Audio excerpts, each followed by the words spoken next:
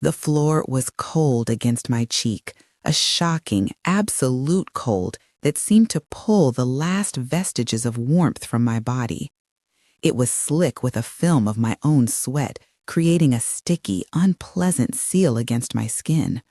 My lungs were on fire, each attempted breath a pathetic, ragged gasp that brought no relief, only a sharper awareness of the searing pain in my chest. Every muscle fiber screamed in protest, drawn into a state of tension so extreme it felt like they might snap. It was a symphony of agony, a complete system failure where my body had finally, unequivocally refused my mind's command to continue. A fine tremor ran through my limbs, an uncontrollable shudder of pure exhaustion that had nothing to do with the cold. Tears I could not command began to well in my eyes, blurring the dim light of the single floor lamp that illuminated the room. They weren't tears of sadness or frustration, but a primal, physiological response to being pushed far beyond any known limit. They mixed with the sweat on my temples, tracing hot, salty paths down to the floor, merging with the puddle forming beneath my face. The world had narrowed to this small, miserable patch of hardwood and the cacophony of my own failing body. Above me, a silhouette blotted out the light. Her silhouette. She stood perfectly still, a silent monolith whose presence was more potent than any touch. I could feel the heat radiating from her body, the subtle scent of ozone and clean musk that was uniquely hers, a smell I now associated with this precise feeling of being broken. Her breathing was even and slow, a calm, metronomic counterpoint to my own frantic gasps. She did not speak, did not move to help me, did not offer a single word of encouragement or pity.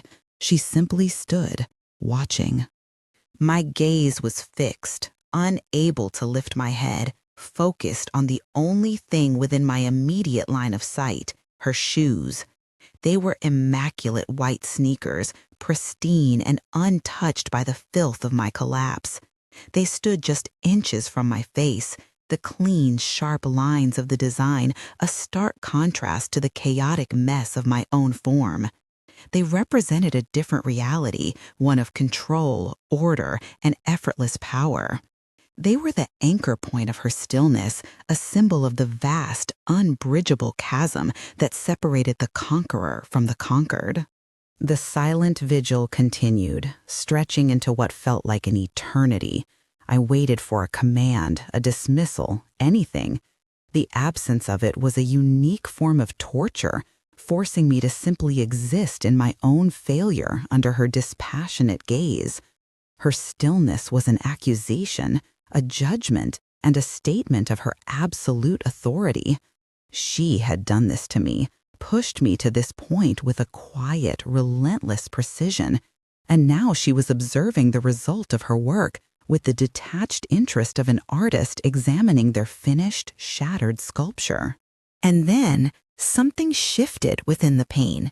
It was a strange, unwelcome flicker at first, an idea that fought its way through the fog of agony.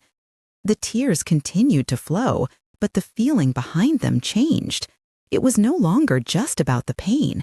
It was about the surrender, the complete and total abdication of my own will. I had given everything, held nothing back, and been utterly defeated. There was a purity in that, a terrifying freedom in having nothing left to give.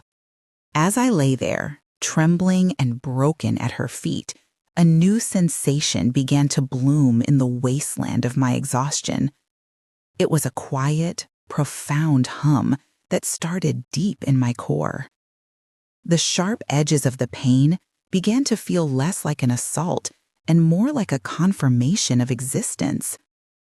Every screaming muscle, every burning breath was an undeniable signal that I was here, that I was feeling with an intensity I hadn't experienced in years. The stripping away of my strength and pride had left behind something raw, fundamental, and shockingly vital. I did not want to move, The cold of the floor, the fire in my lungs, the weight of her silent presence, it all coalesced into a singular, defining moment. I was nothing more than a breathing, hurting body on the floor of my own living room. And yet, I had never felt so intensely, so brutally alive. My defeat was not an ending, it was a threshold. And in that moment of utter humiliation, I knew with a terrifying certainty that I had just stepped across it into a world where the lines between pleasure and pain had been irrevocably, beautifully erased. It all began with the mirror, or rather, the stranger who had taken up residence within it. This person wore my face, but it was a softer, blurred version. The sharp lines of my jaw and cheekbones having succumbed to a slow gravitational pull I had ignored for years. Her body was a landscape of gentle, undefined slopes, a geography I no longer recognized as my own. It was not the sudden shock of aging that unsettled me, but the gradual, quiet erosion of self, the feeling of becoming a ghost, haunting the outline of a woman I used to be. The weariness was not just in my reflection's eyes. It was a deep, ossified thing settled in my bones. This profound sense of alienation became the catalyst. The dissatisfaction festered from a dull ache into a sharp, undeniable imperative for action. One night, under the sterile blue light of my laptop screen, I began a frantic search, typing in words like transformation, discipline, and elite. I wasn't looking for a gentle yoga class or a friendly group fitness program. I was looking for a crucible, something or someone absolute enough to burn away the stranger in the mirror and reveal whatever was left underneath. It was a desperate plea sent out into the digital void, a final attempt to reclaim a sense of ownership over my own physical form. That was how I found her. Her website was minimalist and severe, dominated by professional, almost architectural photographs of her body. She was a study in controlled power, every muscle sculpted with a terrifying precision that spoke of thousands of hours of relentless work. In her images, she was less a person and more an ideal, a monument to discipline carved from obsidian and sheer will. There was an unnerving intensity in her gaze, even in still photos, a promise not of encouragement, but of an unyielding standard.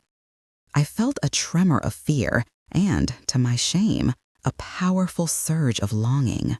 Our first meeting was on her territory, in a private gym that felt more like a temple dedicated to the pursuit of physical perfection.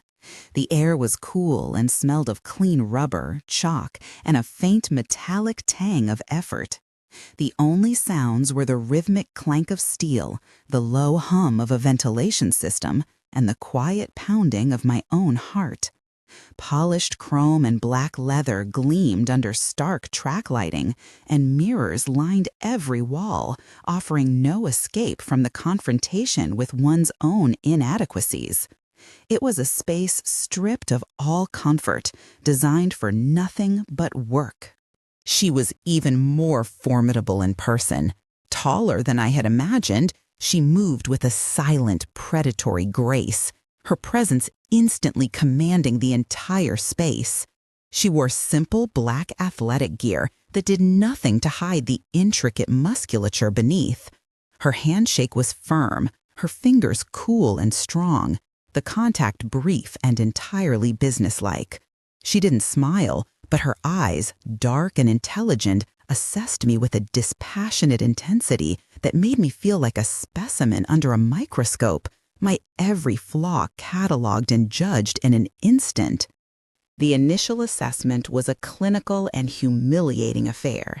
She recorded my weight and height, her pen scratching against the clipboard with a dry, final sound. Then came the measuring tape, a cold vinyl serpent that coiled around my waist, my hips, my thighs. each measurement announced in a low, even tone that offered no judgment, yet felt like a verdict. I was reduced to a set of unflattering numbers, a problem to be solved, a project to be undertaken. I felt a hot flush of shame, a desperate urge to cover myself, to apologize for the very body I inhabited. Her touch, when it came, was devoid of any personal warmth, yet it set my skin on fire. She palpated the muscles in my arms and legs, her fingers pressing with practiced expertise to gauge density and tone, or the lack thereof. Her touch was quick, efficient, and entirely professional, the way a physician might examine a patient. But beneath the clinical detachment, I felt a jolt, an unexpected current that ran through me at the contact. It was the first time in years a stranger's hands had been on my body with such purpose, and my dormant skin reacted as if to an electric charge. The training sessions that followed were, without exaggeration, a special kind of hell. She designed a regimen that seemed scientifically engineered to push me to the absolute ragged edge of my physical and mental endurance. Each repetition was a battle, each set a war. My muscles burned with a lactic acid fire so intense it brought tears to my eyes, and my lungs felt as though they were being shredded with every breath. I would often end a session on the verge of vomiting, my body trembling with a weakness so profound it felt like a sickness. Throughout this ordeal, she was not a cheerleader. She did not shout encouragement or offer platitudes about pushing through the pain. Instead, she was a silent warden, her eyes following my every movement with an unnerving, hawk-like focus. She would correct my form with a quiet word or a light, precise touch that sent another jolt through my system. Her stillness was more motivating and more terrifying than any drill sergeant's scream. She simply expected me to continue, and the sheer force of her expectation made stopping feel like an impossibility.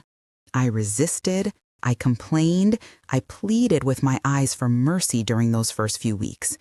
I would collapse onto the mat, certain I could not perform another repetition, and look up at her for some sign of reprieve, but I never found it. What I found instead was something far more potent. In the depths of her focused gaze, I saw not cruelty or impatience, but a strange and unwavering belief. It was a conviction so absolute it bordered on a physical force, a certainty that the person I was could be burned away to reveal someone stronger.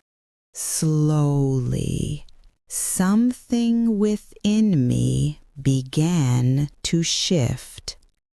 The pain did not lessen, but my relationship to it began to change.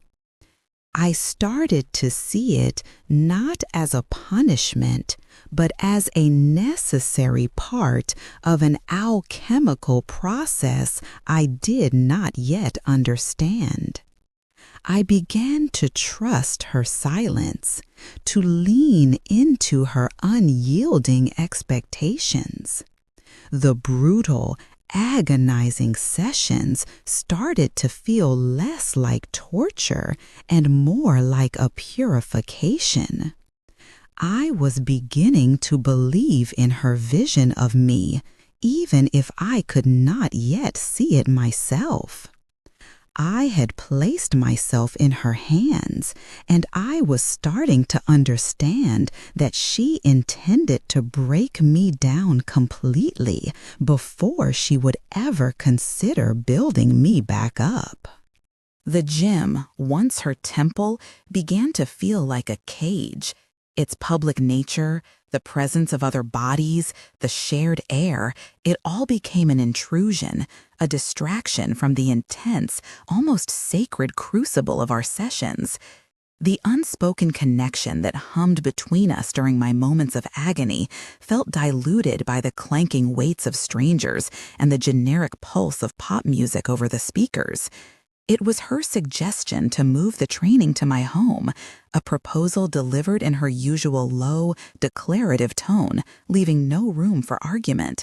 The logic was sound: privacy, focus, efficiency. But beneath the practicality, I felt a seismic shift, a redrawing of boundaries that was both thrilling and terrifying. My apartment, previously a sanctuary of quiet solitude and personal comfort, was swiftly repurposed into a private arena for my transformation. The living room, with its soft rug and comfortable sofa, became a space of brutal exertion. The familiar scent of old books and brewing tea was replaced by the sharp, metallic smell of my own sweat and the faint, clean fragrance she carried with her. My private world had been invaded and reconfigured to her purpose, and I found I did not mind. In fact, I welcomed the occupation, the way her presence imprinted itself on the very air of my home. The sessions grew more intense in the privacy of my own walls. There was no one to see my face contort in a mask of pain, no one to hear the pathetic whimpers that escaped my lips as she pushed me past the point of muscle failure. It was just the two of us, locked in a silent, grueling dance. The world outside ceased to exist for that hour, its noises muted by my closed windows and the roaring in my own ears. Her focus was absolute, her gaze a physical weight that pinned me in place, ensuring my form was perfect even as my body threatened to give out completely. One evening, after a session that had left me particularly depleted, I was lying sprawled on the yoga mat, unable to muster the energy to even lift my head. My limbs felt disconnected from my brain, each one a leaden weight. I lay there in a pool of my own sweat, my breath coming in shallow, shuddering gasps. She didn't leave as she usually did. Instead, she moved with her typical quiet grace and knelt beside me on the floor, her proximity sending a fresh wave of awareness through my exhausted body. She spoke in a low voice, explaining the necessity of post-workout stretching, the importance of lengthening the muscles to prevent injury and aid recovery. Her tone was clinical, instructional, but her kneeling presence felt anything but. Her hands, strong and warm, came to rest on my thigh, the contact both shocking and deeply grounding. She began to gently pull my leg toward her, easing it into a deep hamstring stretch. The sensation was a strange and intoxicating blend of sharp, searing pain along the muscle and a slow, spreading pleasure at its release. Her fingers were no longer just the tools of a trainer. They became the instruments of an explorer charting new territory.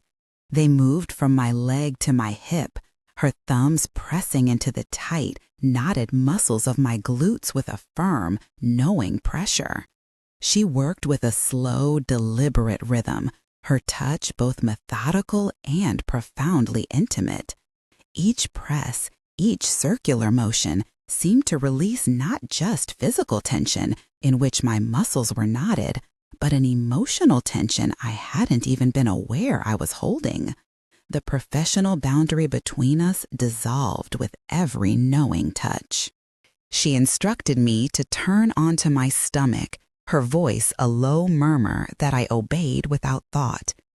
Her palms landed on my lower back, thumbs tracing the path of my spine, pressing into the sensitive divots on either side. I could feel her breath, warm and even, against the skin of my neck, and the sensation made me shiver. Her hands slid upward, moving beneath the hem of my sweat-soaked tank top, her bare palms making direct contact with the slick skin of my back. I froze, my own breath catching in my throat, every nerve ending suddenly on high alert. Her fingers were a whisper against my skin, tracing the curve of my waist and the flare of my hips with a feather-light touch that was almost more potent than firm pressure. I was completely still, caught in a state of suspended animation, every part of my being focused on the path her hands were taking. Then I felt her lean lower, the warmth of her breath intensifying just before her lips, soft and impossibly hot, made contact with the nape of my neck. The world tilted on its axis. The touch was brief, almost questioning, but it sent a bolt of pure electricity through my entire system. Without a word, she slowly peeled the damp fabric of my tank top up and over my head, leaving my back and shoulders bare to the cool air of the room. My sports bra followed, the clasp undone with practiced ease that made my stomach clench. Then her hands were on the waistband of my leggings, hooking underneath and slowly, inexorably, pulling them down over my hips, my thighs, my calves, until I was lying completely naked before her on the thin mat. I was exposed, vulnerable, and consumed by a heat that had nothing to do with physical exertion. She did not rush. This was not an act of passion, but one of deliberate, meticulous discovery. She knelt over me, her body a warm shadow, and began to learn the landscape of my body with her hands, her lips, her tongue. She worshipped the muscles she had built, tracing their outlines, kissing the points where they connected to bone. She explored the hollow of my throat, the curve of my collarbone, the soft skin on the inside of my elbow. Every touch was a revelation, awakening parts of me that had been dormant for decades, reminding me that this body, which I had viewed as a failing vessel, was capable of feeling such intense, overwhelming sensation. I was no longer her client. I was her creation. The pain of the workout had been the chisel, and this was the final, gentle polishing. She was the sculptor, and I was her clay. And in her hands, I was being remade, not just into a stronger woman, but into a creature of pure sensation. The lines blurred completely. The burn in my muscles from the workout became indistinguishable from the fire she was igniting in my skin. It was all one continuous act of deconstruction and rebirth, and I surrendered to it completely, willingly, ecstatically. Our connection deepened into a secret covenant, a ritualistic cycle of pain and pleasure conducted within the four walls of my apartment. It was a world of its own, governed by unwritten rules and fueled by a potent mixture of sweat, muscle ache, and forbidden ecstasy. I had ceded control willingly, my body becoming her instrument, my will a malleable substance in her hands. She was the architect of my physical and emotional reality, and I existed solely within the parameters she defined. My life outside our sessions faded into a gray, indistinct prelude to the vibrant, brutal intensity of her presence. The first crack in this perfect, isolated world appeared unexpectedly. A minor scheduling conflict forced me to meet her at the gym, a place we had long since abandoned.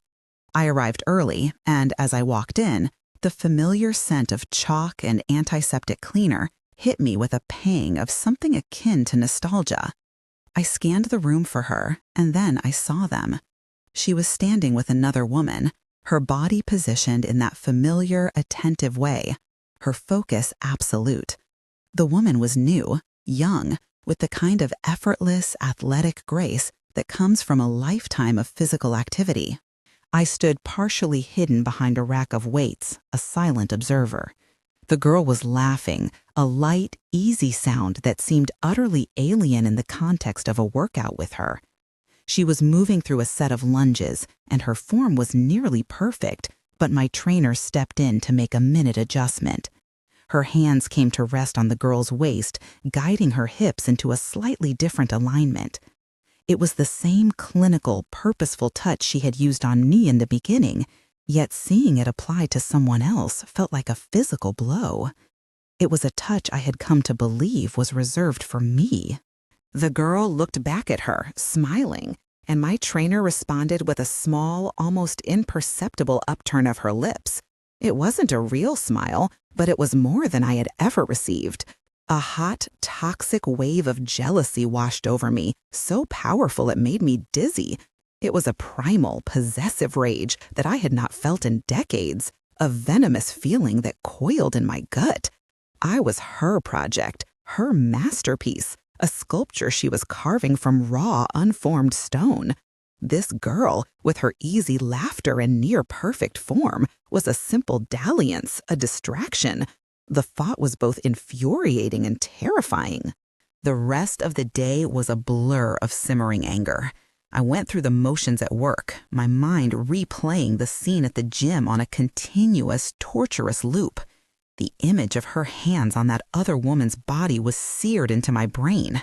By the time evening arrived and I heard her key in my lock, the jealousy had hardened into a sharp, desperate resolve.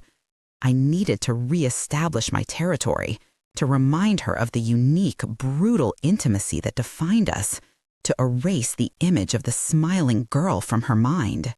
I met her in the hallway, not with a greeting, but with a desperate, clumsy assertion of ownership. Before she could even set down her bag, I pushed her against the wall, my body flush against hers, and captured her mouth in a kiss. It was not tender or questioning. It was a rough, demanding kiss, an attempt to brand her, to reclaim her with a ferocity I hoped would shock her. I poured all my anger, my fear, and my possessiveness into that single, desperate act, trying to imitate the dominant, overwhelming force she so often was. For a moment, she allowed it. Her body remained passive against the wall, her lips yielding to mine without responding. I felt a fleeting sense of triumph, a belief that I had finally seized a measure of control, but it was an illusion. Just as my confidence peaked, I felt the shift. With a movement that was both fluid and impossibly strong, she broke the kiss, turned me, and pinned me against the same wall, my face pressed into the cool plaster. The entire exchange took less than a second, a silent, definitive reversal of power that left me breathless and utterly subdued. That evening's workout was a punishment. There was a new edge to her commands, a cold fury in her eyes that I had not seen before. She pushed me faster, harder, allowing for no rest between sets. Every exercise was a new form of torment, designed to break me down with maximum efficiency. My pleas for a momentary pause were met with an icy, unblinking stare that communicated one clear message: you challenged my authority, and now you will be reminded of your place. The pain was exquisite, amplified by the shame of my failed rebellion. When I finally collapsed onto the floor, a trembling, sobbing wreck, she was on me in an instant. There was none of the slow, exploratory gentleness of our previous encounters. This was a claiming, a raw and furious act of possession. Her hands were rough, her mouth bruising, her movements a storm of controlled violence that was both terrifying and exactly what I craved. She took me with a possessive, almost contemptuous energy, a physical manifestation of her dominance that left no doubt as to who was in control. Lying in the aftermath, my body aching and bruised, I felt a strange sense of calm. The jealousy had been burned out of me, replaced by the searing, absolute certainty of her ownership. I understood then that my pathetic attempt at dominance, my fit of primal jealousy, hadn't pushed her away. It had intrigued her. It had added a new, complex layer to our dynamic, transforming me from a simple project into a more challenging, more entertaining conquest. My outburst had not been a mistake. It had been the next step in my education, a lesson in the intoxicating dance of power and submission. My existence became a binary of her presence and her absence. The hours of the day, once filled with the mundane responsibilities of work and life, dissolved into a gray, featureless waiting period.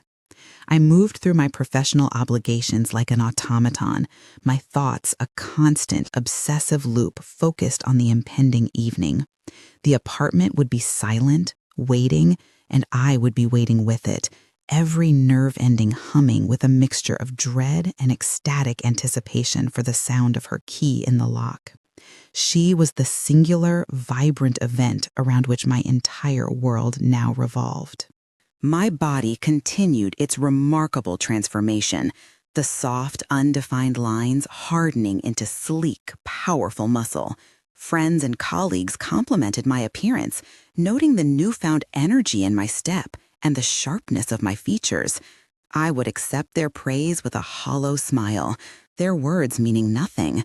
This body was not mine.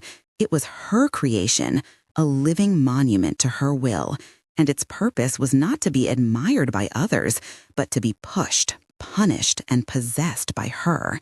The physical changes were merely the external manifestation of a much deeper, more profound internal restructuring. The jealousy, once a shocking intruder, became a constant, familiar companion, a low-grade fever that never broke. I was possessive of her in a way that frightened me, scrutinizing her for any sign of a world outside of mine. A late arrival would send my mind spiraling into dark, imaginative scenarios. A notification sound from her phone felt like a physical intrusion, a rival for the absolute, undivided attention I craved. This gnawing insecurity became a new kind of fuel, a desperate energy I channeled into our sessions, both the workouts and what came after. In a pathetic attempt to shift the balance of power, I began to employ the traditional tools of seduction. I would greet her at the door wearing expensive lace lingerie I had purchased specifically for this purpose, my body arranged in what I hoped was an enticing pose. I thought that by presenting myself as an object of desire, I could perhaps dictate the terms of our encounter, to initiate rather than simply receive. It was a foolish, naive miscalculation of the dynamics that governed our relationship. Her reaction was always the same, a flicker of something akin to amusement in her dark eyes, followed by a quiet, devastating dismissal of my efforts. She would look me over with a cool, appraising gaze, then calmly instruct me to change into my workout clothes. Sometimes she would add a layer of cruelty, making me perform the first brutal sets of exercises in the delicate, useless lingerie. The lace would chafe, the underwire would dig into my skin, and the humiliation of it was a more potent assertion of her control than any physical act could ever be. This dynamic, my desperate attempts at control met with her effortless assertions of dominance, became a recurring ritual. The more I tried to claim a piece of our interactions for myself, the more inventive she became in reminding me of my subordinate role. My attempts to be a lover were consistently rebuffed and twisted into a lesson in submission. I was not her partner. I was her subject, her experiment, and my struggles only served to make the experiment more interesting for her. The desperation this cycle engendered was a deep, aching wound that never healed. One evening, the cumulative weight of this emotional torment became unbearable. As she gathered her things to leave, a wave of primal panic washed over me at the thought of the impending silence, the long hours until I would see her again. Before I could stop myself, before rational thought could intervene, I fell to my knees in front of her, my arms wrapped around her legs, my face pressing into the rough fabric of her athletic pants, and I clung to her as if she were the only solid thing in a collapsing world. The sobs came then, not the ragged gasps of physical exhaustion, but deep, wrenching sobs of emotional desolation. They were utterly silent, my throat too tight to make a sound, but my body shook with the force of them. Through this silent, desperate plea, I confessed everything. The words tumbled out in a choked, incoherent whisper against her shins. My need, my obsession, my pathetic, all-consuming love for her. It was the ultimate act of surrender, a final, complete baring of my soul, laying the last, most vulnerable piece of myself at her feet. She remained perfectly still, a statue of indifference as my silent sobs racked my body. Her legs, encircled by my desperate arms, were rigid and unyielding, offering no comfort, no response. I felt a profound sense of shame at my own debasement, yet I was powerless to stop, caught in the grip of a raw, agonizing vulnerability. After an eternity, she moved, not to comfort me, but to detach herself. With a slow, deliberate motion that felt almost contemptuous, she disengaged my clinging arms and took a small step back, creating a chasm of space between us. Her face, when she finally looked down at me, was a mask of unnerving calm. There was no anger at my pathetic display, no pity for my tears, not even a flicker of the passion that had defined our physical encounters. Her eyes held only a cool, detached curiosity, the impersonal gaze of a scientist observing a predictable chemical reaction. She bent down then, her movements fluid and economical, but it was not to offer a hand. Her fingers, strong and cold, clamped onto my chin, forcing my head up so that my tear-streaked face was fully exposed to her scrutiny. The contact was not a caress, it was a clinical, controlling grip, pinning me in place. She studied my face for a long moment, her expression unreadable, before releasing me with an abruptness that made my head snap forward. Without a word, she turned and walked to her gym bag, which lay near the door. The rustle of the zipper was unnervingly loud in the tense silence of the room. I remained on my knees, a statue of humiliation, my mind a blank slate of confusion and dread, watching her as she rummaged inside the bag. She pulled out a worn black leather wallet. From one of its frayed compartments, she extracted a single photograph, its edges softened and corners curled with age. She walked back toward me, her footsteps echoing on the hardwood floor. She didn't hand me the picture, she simply held it between her thumb and forefinger and let it drop. It fluttered down, landing face up on the floor directly in front of my face, a final, damning piece of evidence presented without ceremony. I lowered my gaze, my eyes struggling to focus through a fresh film of tears. The photograph showed a young girl, perhaps 10 years old, with defiant eyes and two tightly braided pigtails. Beside her stood a woman, a weary but gentle smile on her face, her resemblance to the girl and to my trainer unmistakable. And with his arms wrapped around both of them, his smile beaming with a carefree pride that twisted my insides, was a man whose face was as familiar to me as my own reflection.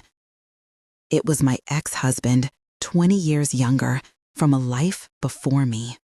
A coldness unlike any physical chill began to creep up my limbs, a glacial, internal freezing that seemed to stop my heart. The girl, the woman, the daughter and the wife he had left behind, the one he had abandoned for a new life, a life that had started with me. The entire horrifying architecture of the past few months slammed into place with the force of a physical impact, knocking the air from my lungs. The relentless workouts, the methodical breaking of my will, the carefully orchestrated intimacy, the provoked jealousy, it was all a script written years ago in the ink of a child's pain. This had never been about my transformation. It had been about my annihilation. She had not been building me up. She had been meticulously crafting a weapon out of my own body and desires, all to drive it into the heart of my soul. She had taken the woman who had replaced her mother and systematically deconstructed her, piece by agonizing piece, asserting a final absolute dominance. It was a long, cold, exquisitely planned act of revenge, and my desperate, pathetic love for her had been its ultimate, triumphant punchline. I looked up from the photograph, my eyes finally meeting hers. For the first time, her face was not a mask. A small, subtle smile played on her lips, a look of pure, unadulterated triumph. She had won a war I never even knew I was fighting. Without another glance, she picked up her bag, walked to the door, and let herself out. The sharp click of the lock sealing was the final, definitive sound. I was alone, on my knees, in the silent ruin of my life, the ghost of my ex-husband smiling up at me from a faded photograph on the floor.